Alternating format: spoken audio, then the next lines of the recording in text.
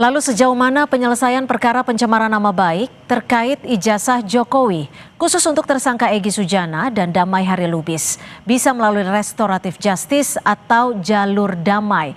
Kita bahas bersama kuasa hukum Roy CS yang juga kuasa hukum Rismon dan juga Tifa, Bung Refli Harun yang sudah bergabung bersama kami di studio, serta Ketua Indonesia Police Watch Pak Sugeng Teguh Santoso yang sudah bergabung bersama kami melalui sambungan Zoom. Selamat petang Bang Refli, selamat petang Pak Sugeng. Selamat petang Mbak Cindy dan Bang Refli. Baik, terima kasih. Terima kasih sudah bergabung bersama kami di Kompas Petang. Bang Refli, Anda kan pernah mengatakan bahwa restoratif justice ini tidak mungkin dilakukan. Betul seperti itu? Apa alasannya Anda bisa mengatakan seperti itu? Saya disclaimer dulu ya, saya penasihat hukumnya atau kuasa hukumnya Roy Suryo, Dr. Tifa dan Rismon. Bertiga itu saja, tidak Egy Sujana, tidak Damai Hari Lubis. Dan tidak yang lain juga. Itu penting ya, saya disclaimer. Dan kita tergabung dalam Bala RT, Barisan Pembela Roy, Rismon dan Tifa yang sekarang ini kita ke press conference di Polda Metro Jaya, dan klaster 2 ini yang kemudian dilimpahkan kan.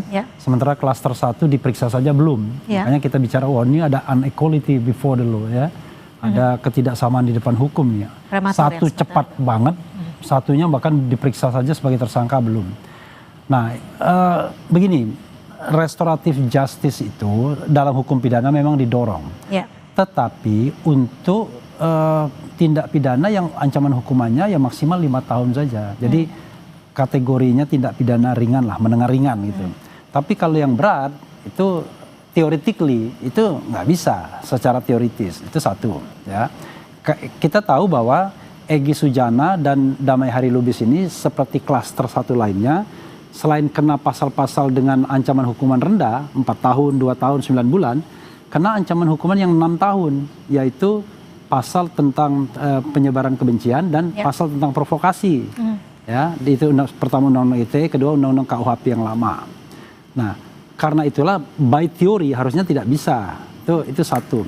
Tetapi kita tahulah, ini mohon maaf ya, menurut saya ini kan langkah kuda yang dilakukan pihak Pak Jokowi untuk memecah, ya kan? Memecah hubungan para tersangka maksud Anda? Iya, untuk memecah aliansi yang kompak di para tersangka ini. Kan masalahnya kan jelas. Masalahnya adalah soal tudingan bahwa ijazah Pak Jokowi yang digunakan yang paling penting dalam pemilihan wali kota, gubernur, presiden 2 kali periode itu adalah ijazah palsu.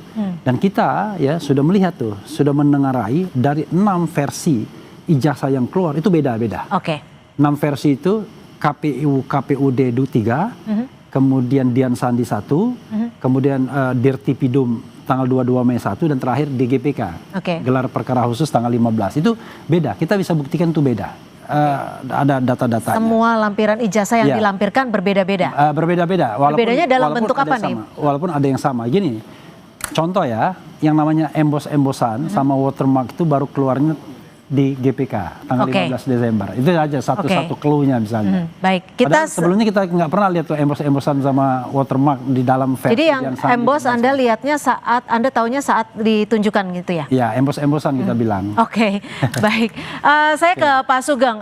Pak Sugeng, bagaimana Anda melihat ketika kita kembali ke pokok perkara ya soal pencemaran nama baik?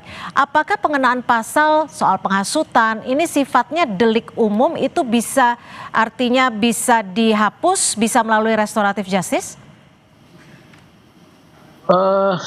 Kita kembali ya kepada pertama nih, politik hukum Indonesia di dalam tindak pidana itu telah bergerak kepada satu politik hukum yang lebih humanis ya. Teori pemidanaan atau penggunaan sanksi pidana itu telah bergeser kepada penyelesaian dalam bentuk penyelesaian restoratif, termasuk restoratif justice itu tidak menimbulkan keresahan dan atau penolakan di masyarakat luas, gitu ya. Kemudian restoratif justice tersebut tidak berdampak konflik, ya.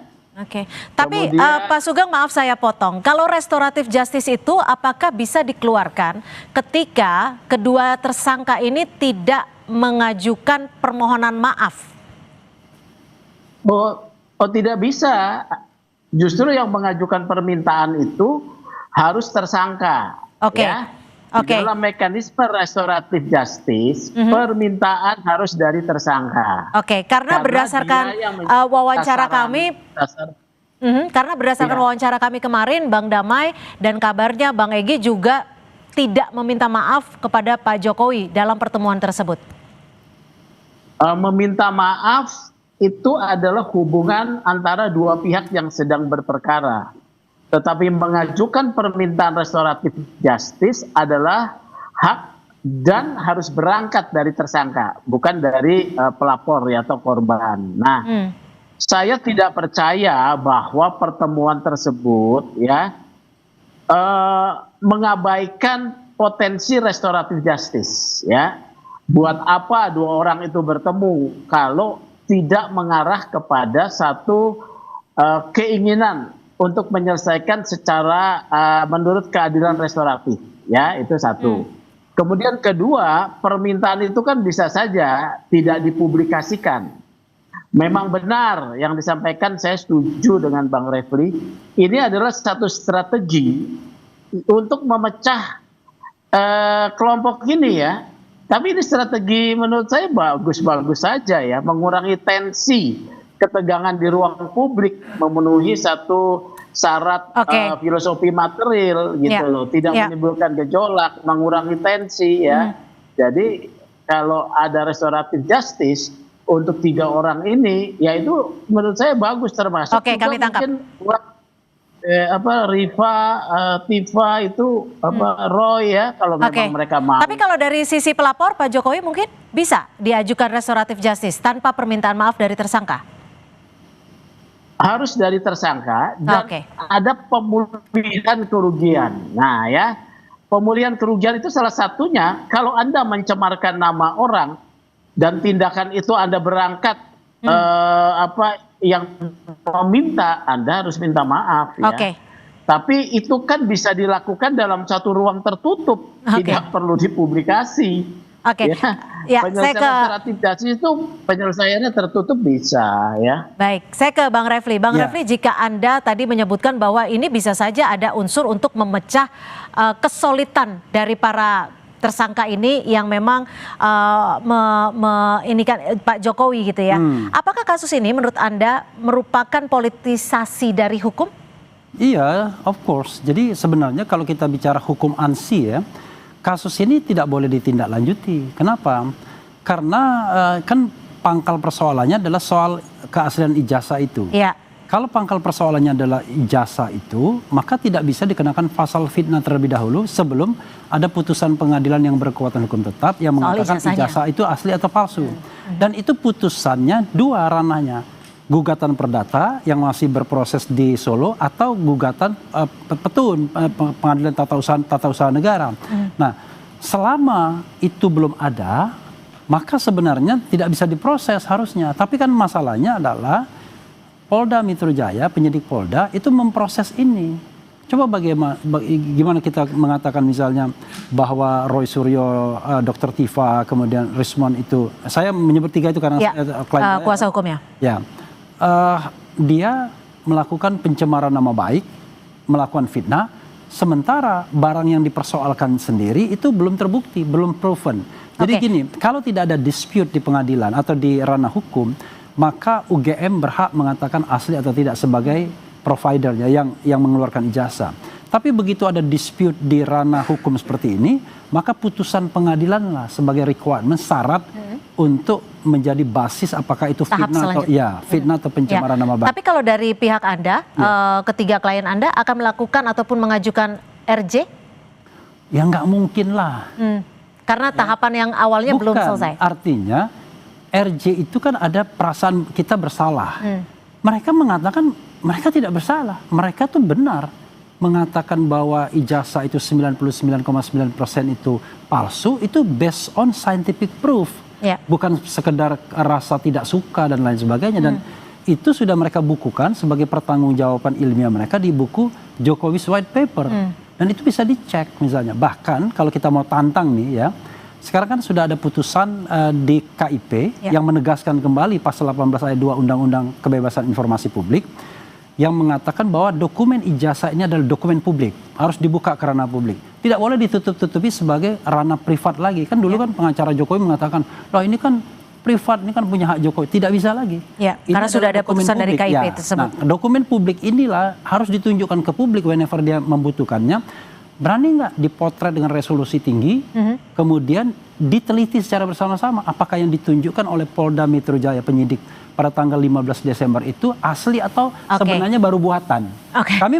Kami meyakini itu baru dibuat. Ya, saya ke Pak Sugeng. Pak Sugeng, kalau menurut perspektif Anda, apakah dalam kasus ini, dalam berjalannya rentetan kasus yang bisa dikatakan cukup panjang ini, penyidik dari pihak kepolisian bisa menghentikan kasus sebelum peradilan?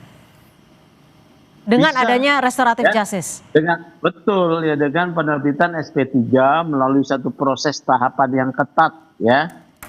Akan ada gelar perkara khusus ya, setelah ada permohonan dari tersangka, kemudian ada kesepakatan berdamai dengan pelapor ya, ada pemulihan kerugian kalau misalnya itu sisi pencemaran minta maaf ya.